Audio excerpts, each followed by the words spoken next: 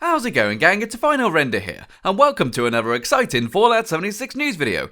In this video, we're going to be taking a look at the brand new Update 20 that was just released to Fallout 76, and also talk about some new exciting things on the horizon that you guys are definitely going to be interested in. So if you guys haven't been paying attention, we have just had patch 20 be released into Fallout 76, and this is a brand new content update that adds a bunch of new things into the game that will dramatically change the way that you play the game going forward. Firstly, we have had the addition of public teams, which has been something which has been a huge success, which I'm happy to see. We have also had the new season system be added into the game, which has had some controversies, which we are definitely going to be discussing in this channel. The Brotherhood of Steel are starting to show their presence inside the live version of the game. We've got a brand new trailer from IGN showing some of the cool new stuff coming in the next few weeks. And also, we can confirm that Fallout 76 is very soon going to be free on the Xbox Game Pass. So not technically free, but you know what I'm saying. You can get it very easily, and that is fantastic news. So let's go. So the most appreciated new feature that has been added in Update 20 is most likely going to be the public team system. We've seen the public team system before. It was added to the public test server of Fallout 76, and this is a new system to where you can join a team with strangers and gain lots of very cool benefits. In a way, it's kind of like a team finder for Fallout 76. So how this system works is that you can create a brand new public team, and then random players inside your world can join you. And depending on the type of team you make, you will get different rewards. So you can join a team which gives you extra XP by doing events, or you can join a team which gives you extra intelligence for crafting, example. It's a very cool system, and frankly, to quote Todd Howard, it just works in this case. It's one of those things that was in the public test server, and ever since I first laid eyes on it, I thought, this is a great system. I'll definitely be using this from now on. And the cool thing about it is that there's pretty much no real negative to not using it. When you're in a public team with strangers, you don't have to interact with them in any way whatsoever. You can just be in a team with them, and then that's that, and you can gain the benefits. Heck, you can even be in a public team completely by yourself and still gain the same benefits as you would if you were in a full team full of strangers. You can even do this in a private world if you want to, so if you have a Fallout First membership, you can get all the benefits of that while still being by yourself, so you can earn a lot of extra XP and rewards by doing that. And also something which is cool is that you can convert a private team of people you know, your friends, and form a public team. So therefore you could have a public team, but still only have people that you know that are on your friends list in your team, if you really don't want to talk to other strangers and stuff. But overall, it's just a good thing to do, is to join a public team. You get lots of free fast travel points because you can join people's camps and also their little survival tents. You get caps every time they complete a quest, and there's honestly no reason to not do it. It's one of those things to where I know that I'll be doing it every single time I play Fallout 76 in the future, and I think it is a very welcome change. But the biggest thing to come to Fallout 76 in Update 20 is definitely seasons that have now been introduced into Fallout 76. And what seasons are essentially the same as a battle pass that you would get in a game like Call of Duty Warzone or Fortnite, where you can earn new cosmetics and new consumables by completing in-game challenges. But there are some cool things about this one in comparison to other games, most primary example being that this battle pass system is actually free to all players, and all the challenges you complete which give you new cosmetic upgrades and new consumables you can use are something which you can do very passively just by kind of naturally playing the game. You don't really have to go out of your way in order to earn the new type of currency called score, which allows you to get rewards on this kind of battle pass, which is themed like a space board game, which is definitely very, very cool. And in my honest opinion, this new seasons update is absolutely ace. It's something I have wanted for a very long time, because once you've kind of done the quests inside Fallout 76, you've kind of got to make your own fun a little bit. You've got to give yourself a little bit of a goal. Whereas with this, there's kind of just a passive challenge going on all the time, which I think is something that is very, very cool. Something really nice about the seasons update is that all of the challenges you have to do, your daily and weekly challenges that give you score, are actually pretty easy to do. Like, I've actually been playing it for 2 days now, and I've completed all the challenges which I've needed to do, and I've got to rank 12 out of 100. So therefore, you can actually get quite high pretty quick just by doing the daily and weekly challenges. One big tip I would give about doing some of the season's challenges though, is that some of the challenges are definitely easier on lower level characters. In particular, I am looking at the challenges which involve you ranking up a level or even going up an overseer rank inside Nuclear Winter. What I would say in those circumstances is that it's often a good idea to just make a brand new character. Make a brand new character so you can very quickly and easily get one rank inside Nuclear Winter just by playing for a couple of minutes. That's definitely a good way to do it. There are ways around some of these leveling up challenges to make them a bit easier. And also something which I think would be definitely worth mentioning is that some of the challenges are a little bit bugged at the minute. A great example is that a lot of the weekly challenges, which require you to complete 5 tasks, are actually awarding you with the score prize after completing 3. This definitely really confused me and many other people on day 1 when we were streaming this thing, but at the same time, at least we still get the reward, right? At first we thought we actually hadn't got the reward, but no, you actually do get it, you just get it a little bit earlier. And because of all of these things coming a little bit earlier, and also some of them just being a bit easier on a new character, it's meant I've been able to get to rank 12 after 2 days of challenges, so therefore, getting to rank 100 shouldn't be that difficult considering I got to rank 12 in 2 days. And also something which I think is primarily good about this system is that it gives you something to aim for, but without actually having a quest in place. It's just something that Bethesda could do very quickly and easily whilst working on story content that gives you something to do. So now in the game we've got several little things we can do every single day. We've got new dailies with the Wastelanders update. We've now got this season's update. It's just layer upon layer of new content being added, of stuff for you to do every single day.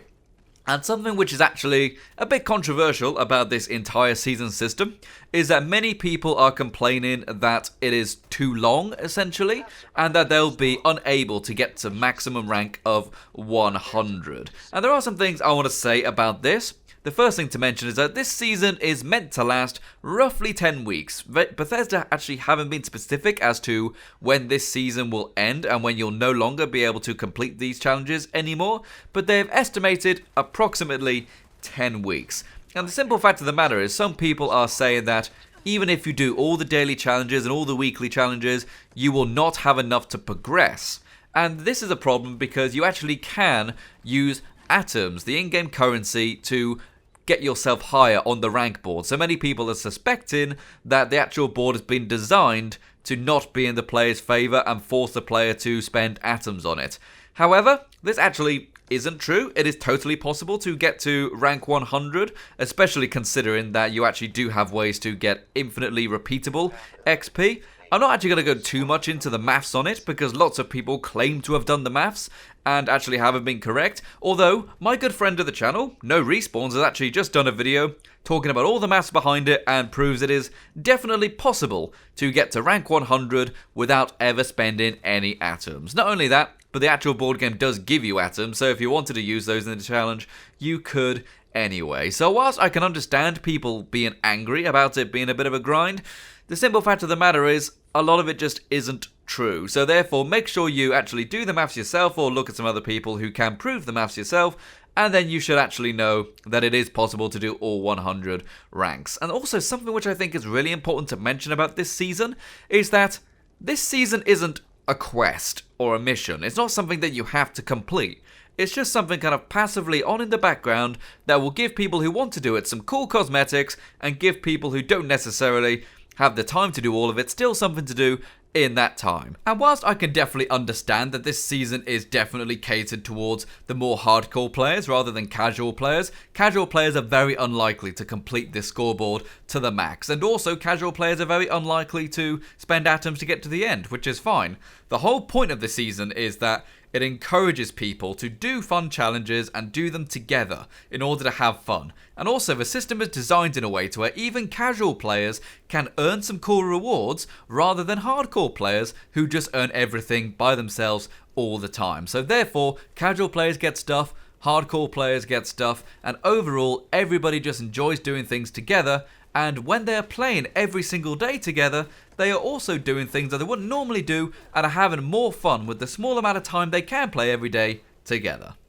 And there are also some other controversies with this, and that is because this new challenge system with the seasons does essentially replace a lot of the older challenges to where you would normally earn atoms, which you can then spend in the cosmetic shop of the game.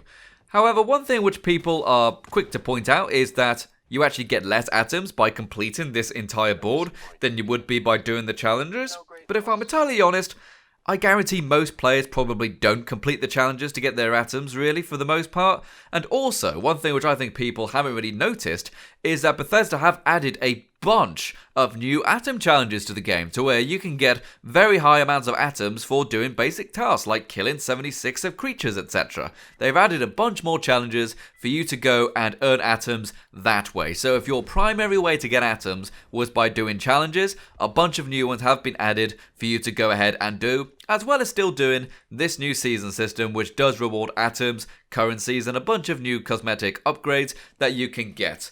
Something which I also think is really cool is that there are some brand new consumables in the seasons, such as the lunch boxes, to where when you open them, you will get a magic kind of buff to you and any players around you which stack to each other, and a lot of these are often quite fun. For example, there is one to where when you kill enemies, confetti will shoot everywhere, which is a fun little thing, but there are some others which are a bit more useful, such as your hunger being decreased, so you don't actually get hungry as often, and other ones which give you kind of passive damage buffs to certain enemy types. It's a fun little cosmetic and I really like it. I think it's something which is just fun and definitely entices you to go and find other players so you can open your lunch boxes during events and get things going.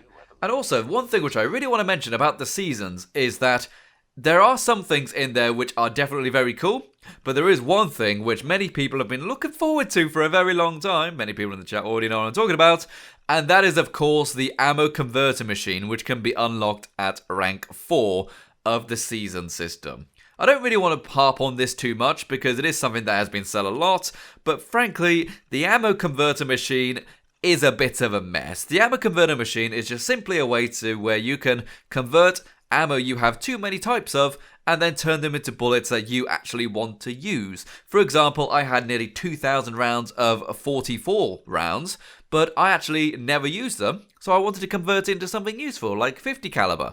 However, the menu system of this machine is god awful. It takes way too long to convert ammo. Sometimes you've actually got to click through 3 or 4 menus in order to get to the button which enables you to convert your ammo. And it's not the end of the world, but it is a huge nuisance that it takes so long. Personally, I would like to just be able to dump all of my unused ammo in the machine, and then it just spits out the kind of tickets that it gives you to buy more ammo using the converter.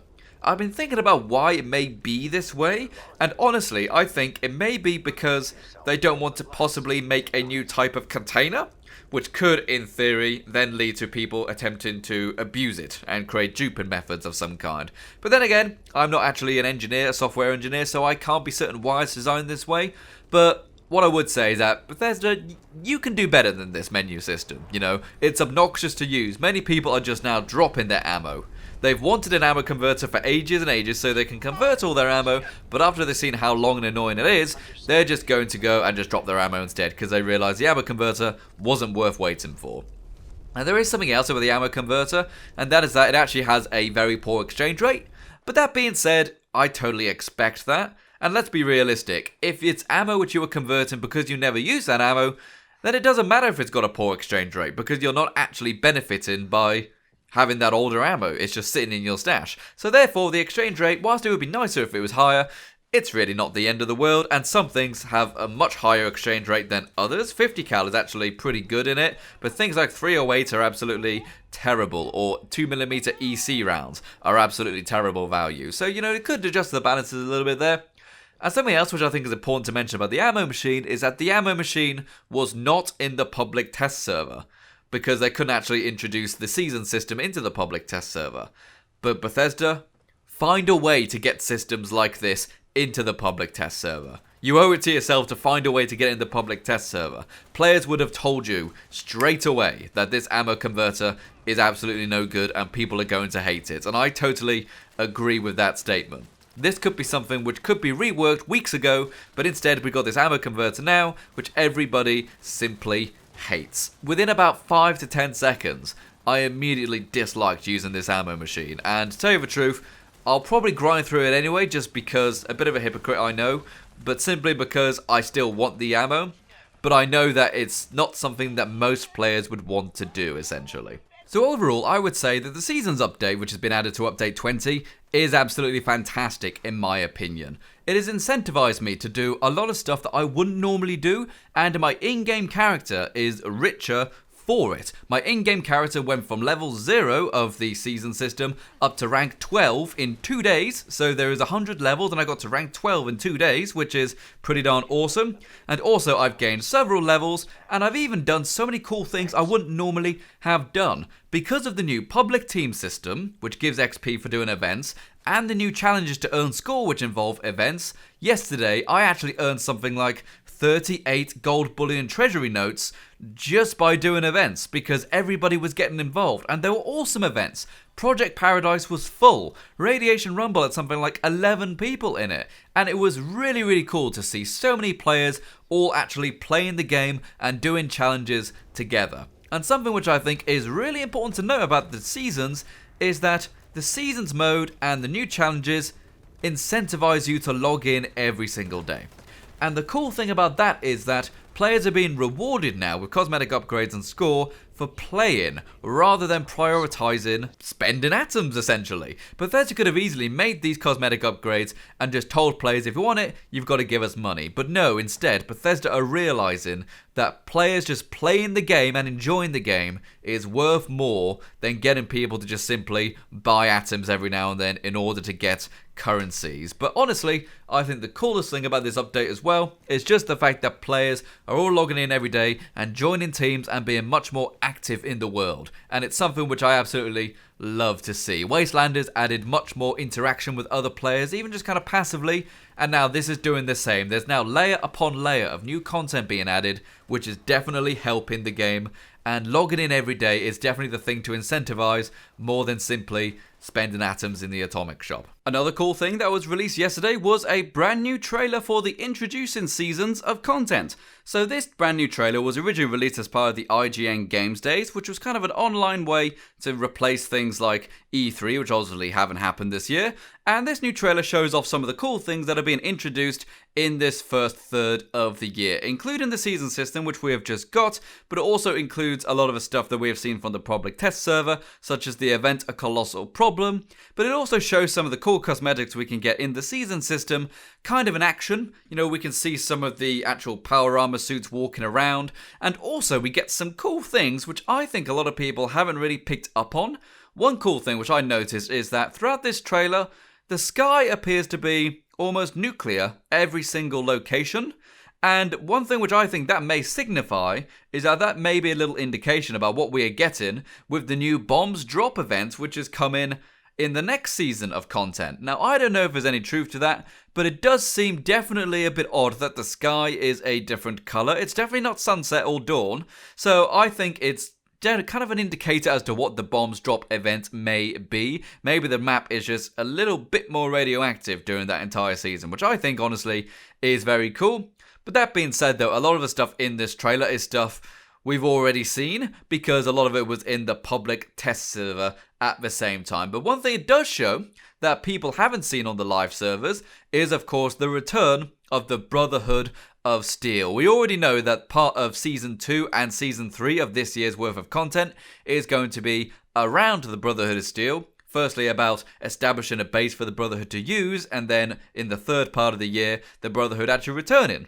But now we've actually seen some footage and some time-lapse of the actual base being built. In fact, if you go in-game right now and go to the Atlas Observatory, you can see this already happening. Slowly over time, this place is going to get bigger and bigger, and eventually it will be a full-on Brotherhood of Steel base, presumably with some kind of challenge coming up pretty soon, to where us as players will have to complete challenges or donate actual resources in order to get the base fully built, ready for the Brotherhood of Steel to return. And I absolutely adore this kind of stuff. These are the kind of things that we saw in games like Elite Dangerous, to where players will actually create space stations in Elite Dangerous, which you can then use, which have shops and quests and mission boards, and I got a feeling it's going to be the same here. Here is a kind of challenge to where we will have to build at this base in order to allow a new faction to come into the game, which honestly is what Fallout 76 needs. The whole slogan of Fallout 76 was about rebuilding America, and this is the first time we are actually going to be rebuilding America. I'm very, very excited by the Brotherhood returning, but we just got a little bit of a snippet of what it's going to look like with this trailer. And overall, I think it's going to be ace, and I can't wait. And now finally, a really cool bit of new news that was released just yesterday is that Fallout 76 is coming to the Microsoft Game Pass, to where you'll be able to play Fallout 76 on PC or on Xbox for free if you pay the monthly subscription of the Game Pass. This is something which definitely came out of the blue, but I think is an absolutely astounding idea on Bethesda's part. So the Microsoft Game Pass, if you are not aware, it is a monthly subscription to where, as long as you keep paying every month, you can actually play a huge library of games on there. Many people actually signed up to use this system to when the Outer Worlds first went onto the Xbox Game Pass, and you were able to get the Xbox Game Pass for, I think, $1 for that month. And it's a fantastic system, and there are absolutely hundreds of games on it, and it's a really good way to just play hundreds and hundreds of games for really cheap. But one thing which is fantastic is that since Fallout 76 is going to be added to this Game Pass system, it means not only will we get a huge amount of new fans, because people will be playing it to see what it's like, and hopefully some of them will enjoy it, but also it means a lot of the people who want to play the game, but maybe don't have the time to download it when it was on a free weekend because of slow internet connections, will actually give it a go now, and maybe they'll stay for good. One big problem Fallout 76 has had from the get-go is that it's always been very much vilified by people. And the only way to actually encourage people that the game is actually pretty decent is to actually get it into as many people's hands as possible. And putting it onto the Xbox Game Pass, I think, is a fantastic way to do that. People will be able to play it for almost free, and will be able to jump into the game and really enjoy it. And it also means great things for community as a whole, because there are more fans and more people who are willing to enjoy the game. So there we go. Those are some of my thoughts on Update 20, and also a little bit of news on the game coming to Xbox Game Pass. I hope you enjoyed this video. One thing I do want to say about the seasons is that I do think a lot of the controversy behind it is completely unwarranted. I think people are being extremely dramatic and jumping to many conclusions here, but at the same time, you're entitled to your own opinion. After all, I'm not going to convince you otherwise, but I do think that the seasons, in my opinion, is definitely a fantastic thing to the game, and it's only going to make things better overall. Even if that means there needs to be some improvement in places, that is still also fine. But anyways, thank you very much for watching this video. It's been a good one. Remember to check out all the cool Patreon people in the description below who help support the channel with their financial donations. You yourself, of course, can also do the same. And also, thanks very much for subscribing, guys. We're on 75,000 subscribers now. That is absolutely ace. Thank you so much. And I can't wait to do more videos for you soon. I do have a camp build video coming out very soon, and I can't wait to see you then. Bye-bye, gang. Bye-bye. Bye-bye.